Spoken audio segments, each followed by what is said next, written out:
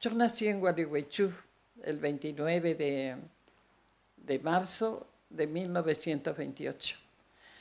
Y ahí me crié, éramos una familia de 8. eh, Mi padre trabajaba en el correo, después en el año 1930 perdió su trabajo por tratarse de que eran radicales irigoyenistas.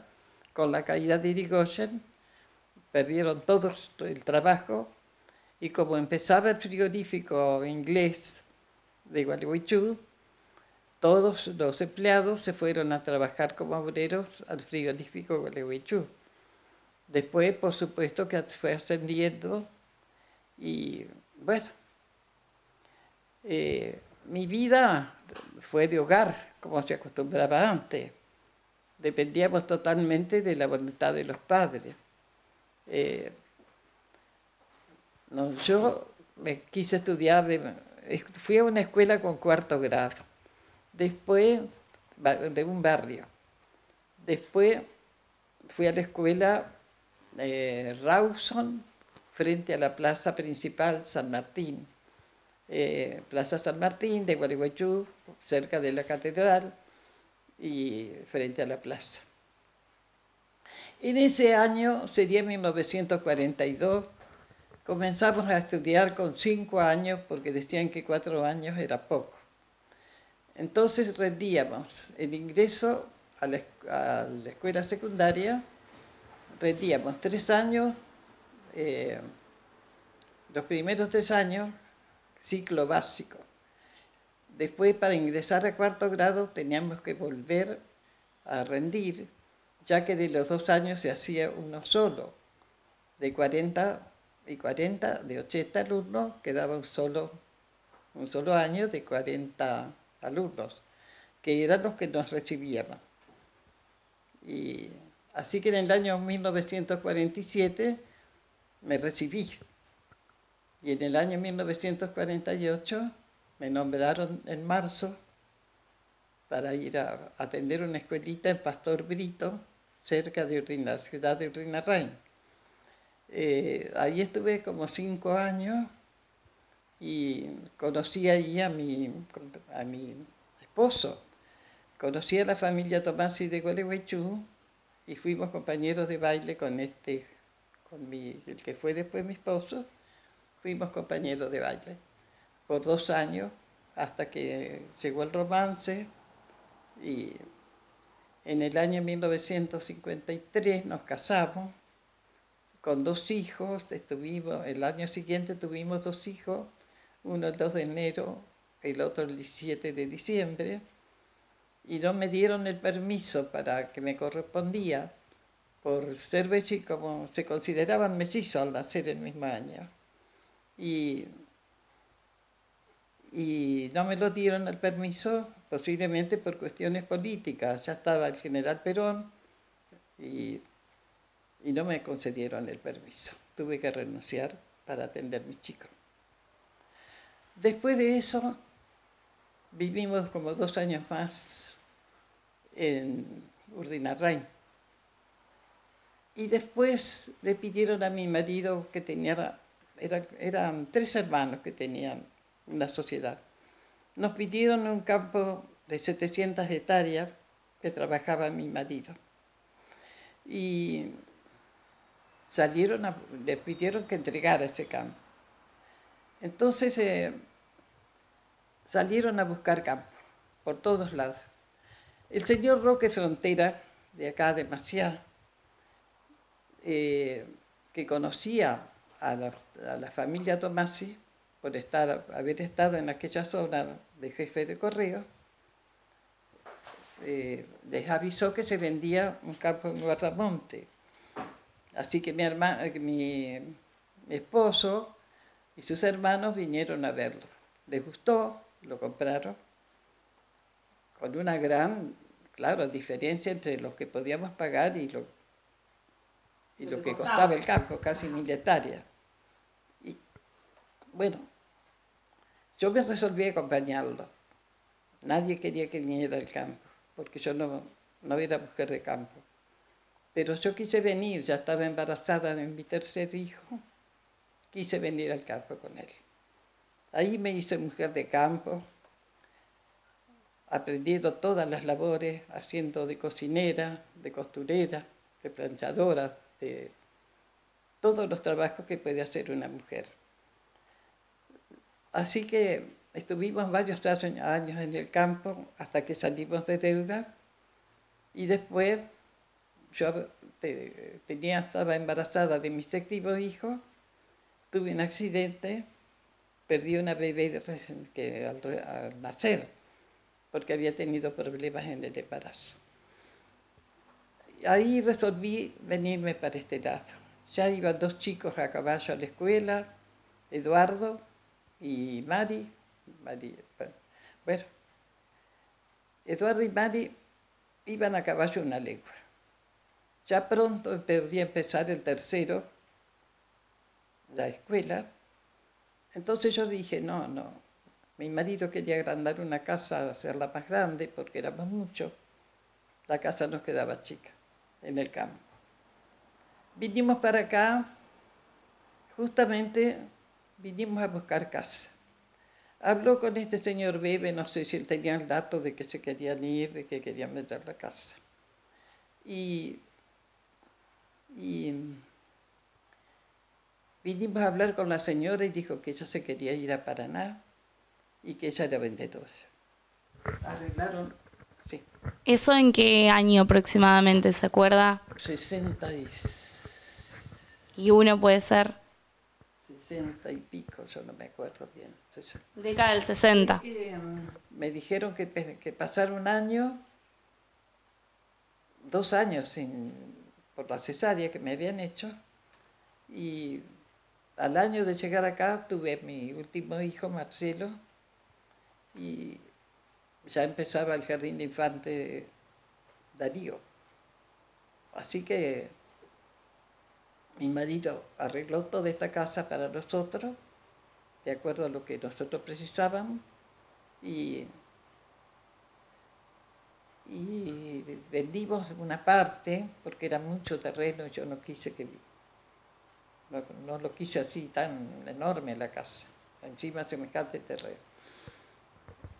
Y mientras tanto, su marido ¿a qué se dedicaba? Y usted acá en Maciá participaba de algunas instituciones, ¿cómo era su actividad? Mientras crié los hijos, yo me dediqué totalmente al hogar. Después, cuando mis hijos se fueron a estudiar, ya habían terminado el secundario, yo sí me dediqué un poco a la vida pública, vamos a decir, siendo directora de Cáritas y trabajando para el instituto, que era muy pequeño y que había que comprar la casa que seguía hasta Alacino, la esquina de Alacino. Ay, en este momento no me acuerdo el nombre. No hay problema. Bueno, entonces trabajamos en conjunto una comisión de madres y bueno, también mientras mis hijos fueron al secundario ahí, al José María Paz, trabajamos con mi marido en ayudar para poder comprar ese terreno, esa casa siguiente. Y ahí yo me retiré. Y mientras tanto, Héctor, ¿a qué se dedicaba? Héctor iba al campo continuamente, era un hombre muy laburador, muy trabajador y además era una persona que quería cosas nuevas, trajo maquinarias nuevas, limpió mucho campo con eso, ese monte que limpió, hizo con esos árboles unos hornos de carbón enormes y vendimos mucho carbón a Pasabilbaso. Bien, ¿eso aproximadamente se acuerda en qué momento fue, en qué época? Está con fecha En el 65, tenemos un par de fotografías del año 65, que esos hornos se encontraban cerca de Guardamonte, ¿puede ser? Una legua de Guardamonte. A 1 legua. La Peregrina, ajá, bien. Estancia, no sé si se puede llamar estancia, vamos a decir una estanzuela. Allí había nacido Dora Bruti y su hermana, que no recuerdo en este momento su nombre, y fue la mamá la que puso el nombre de la peregrina. Bien, bien. De la Virgen Peregrina. Bueno, ahora me gustaría preguntarle un poco de su vida actual. Bueno, si quedó algo por decir, algo que le parezca importante, y si no, pasar directamente a su día a día actual. Bueno, yo creo que he contado, porque yo soy muy charlatana, y no me para nadie cuando empiezo a charlar. Creo que conté todo. Ustedes me preguntan algo, yo, por supuesto, dispuesta a contestar. Perfecto. A nosotros nos llama mucho la atención con su edad, realmente, el manejo que usted tiene de las redes sociales. Sabemos que es una lectora muy activa, que suele buscar libros de la biblioteca Mario Domingo Carruego. Así que, bueno, quisiéramos preguntarles qué consejos les daría a los jóvenes con respecto a la lectura y quizás también algún consejo de vida. Bueno, a los jóvenes, yo creo que la juventud nueva está viviendo un mundo muy distinto al mío. Yo viví dependiendo en mi juventud, en mi niñez, dependiendo totalmente de la palabra de los padres.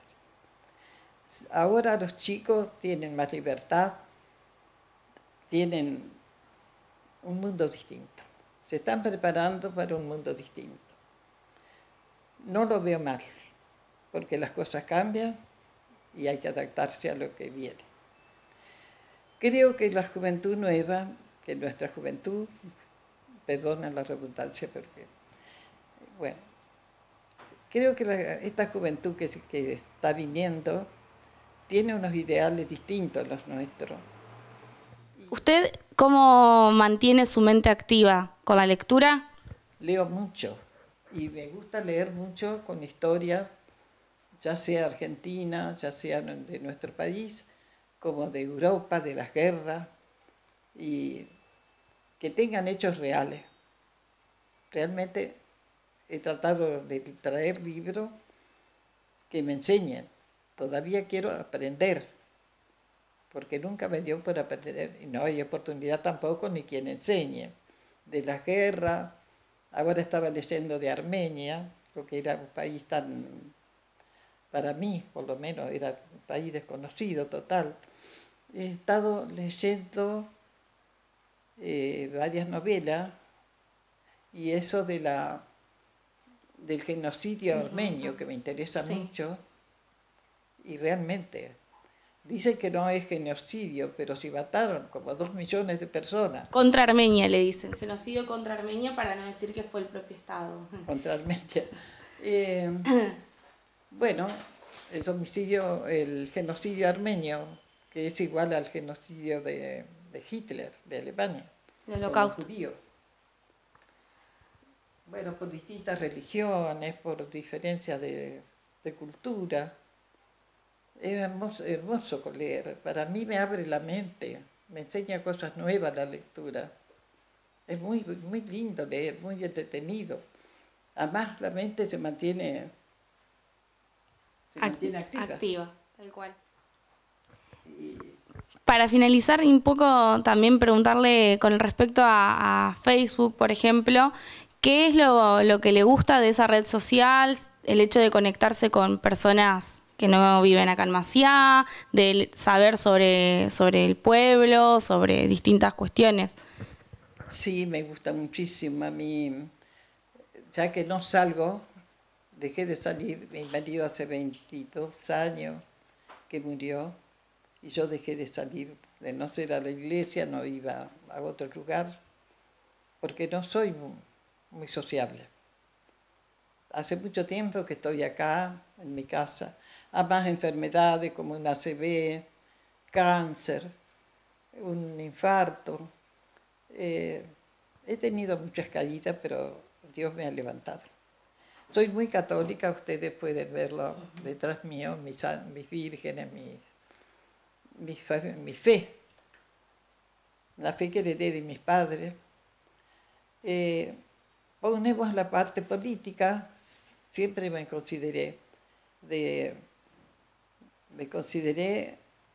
radical y irigoyenista, por haber sido mi abuelo que vivió 100 años y que tuvo un montón de hijos que todos se fueron radicales irigoyenistas. Siempre dije, yo soy radical irigoyenista de corazón, porque amé a Irigoyen, leí su vida, me gustó mucho siempre. También les voy a decir una cosa graciosa. Desde chica escuché los partidos de Boca y fue otro de mis amores. Boca. El Boca Juniors. Así que... ¿No mira los partidos actualmente? Lo declaro públicamente. Queda registrado. Cosas que me duraron toda la vida. He pasado hechos históricos, he conocido, por ejemplo, la batalla del Río de la Plata, que yo lo escribí también en el celular, cuando un barco alemán se metió por el Río de la Plata y perseguido por 3 barcos ingleses. ¿Eso nunca lo publicó? Sí, lo publiqué. ¿Sí? ¿Está publicado en Facebook? En el Facebook sí lo publiqué. Me acuerdo también de la muerte de Gardel a los 7 años, que eso impactó mucho en el corazón de todos los argentinos que amábamos la música. Para finalizar, nos gustaría contar un poco sobre esta propiedad, ya que es una típica construcción de las primeras décadas del siglo XX que aún mantiene su fachada con algunas modificaciones en su interior. Según aportes del Archivo Histórico de la Biblioteca Mario Domingo Carruego, la construcción fue encargada por su primer propietario, el señor Alejandro Smoot, y su señora Isabel Loiber, entre 1930 y 1931. Esta información fue brindada por sus descendientes. En el aljibe del patio interior aún pueden visualizarse las iniciales AS correspondientes al nombre del mencionado Alejandro Smoot. Posteriormente, la casa fue vendida al señor Atilio Gómez y su familia. En los 50 la adquirió el señor Eduardo Weber, que durante un tiempo administró un hospedaje. Entre 1948 y 1956 alquiló el doctor Covaleda. También por un tiempo estuvo el doctor Taza, odontólogo, y en 1961 fue comprada por Héctor Tomasi para vivir con su familia. Él realizó algunas refacciones en la propiedad. Cambió la puerta principal, los pisos de pinotea de 2 habitaciones, a los techos colocó cielo raso, colocó una bomba con un motor eléctrico para extraer agua del aljibe, anuló el sótano, modificó el patio, agregó un antebaño, entre otras reformas. En el año 2019, integrantes del grupo teatral 67 Josecitos de la Escuela Secundaria número 2, José María Paz, realizaron una sesión de fotos en diferentes partes de la casa. Un dato anecdótico es que en este lugar, durante los corsos del año 1941, se produjo un trágico suceso producto del enfrentamiento entre los hermanos Ardizón y la policía. En el zaguán de la casa, en ese momento propiedad de Atilio Gómez, Oscar Ardizón cayó gravemente herido. Luego de agonizar durante 2 días, murió. Bueno, nosotros no lo vivimos porque hace tantos años que pasó, pero tenemos referencia por la señora Chicha de Alacino, por un señor Mingo Muñoz, de que los Ardizón eran unos muchachos que vivían en una chacra por las afueras, y lo único que querían ellos, decían, era pelear con los milicos, es decir, con los agentes de policía. Cuando salían de la chacra a caballo, con revólver, a los alaridos, ya la gente, cuando había alguna reunión, por ejemplo, los carnavales, que fue lo que pasó acá, y venían estos hombres, estos muchachos, que creo que eran 3, a pelear con los milicos, como decían ellos. Los agentes, también a caballo, vigilaban el orden de los corsos, de todas las cosas populares que se hacían acá en el pueblo, al que agradezco enormemente, ya que hablo demasiado. He vivido muchos años acá, tantos como cerca de 60 años, 58 tal vez. Y la gente demasiado son personas muy amables. Nos hemos sentido cómodos toda la vida. Es un pueblo simpático, agradable, su gente, sobre todo. Les agradezco mucho a todas las personas que he conocido, que el buen trato, la familiaridad, todo lo que dan en este pueblo tan bendito que nos acogió, igual que a Guardamonte. No puedo dejar de agradecer a Guardamonte, donde encontré siempre mucho afecto, aunque no salía mucho del campo, por la cantidad de hijos que me nacieron 4 ahí en el campo. Bueno, estos ardizos venían gritando, pegando alaridos, y la gente huía de todos lados, como podía, se refugiaban. Entonces, andaban peleando con los agentes que andaban a caballo también, y uno de ellos, no sé por qué razón, se escondió detrás de una de las puertas de la entrada de esta casa. Asomaba la cabeza y le tiraba un tiro al policía. El policía también le tiraba, pero como no lo quería matar, trataba de tirarle para decirle que se entregaran. Las balas picaban arriba de la puerta, que es altísima, ¿no? Y en una que asomó la cabeza, como ya veía que no, el policía no veía que no se entregaban, le pegó un tiro y cayó muerto ahí en la entrada. Eso es una historia que me contaron, no que yo la vi, no, porque hace muchos años. ¿Recuerda quién se la contó esta historia? Mingo Muñoz, el señor Mingo Muñoz, que después nos compró una parte del terreno y hizo la casa siguiente a la mía.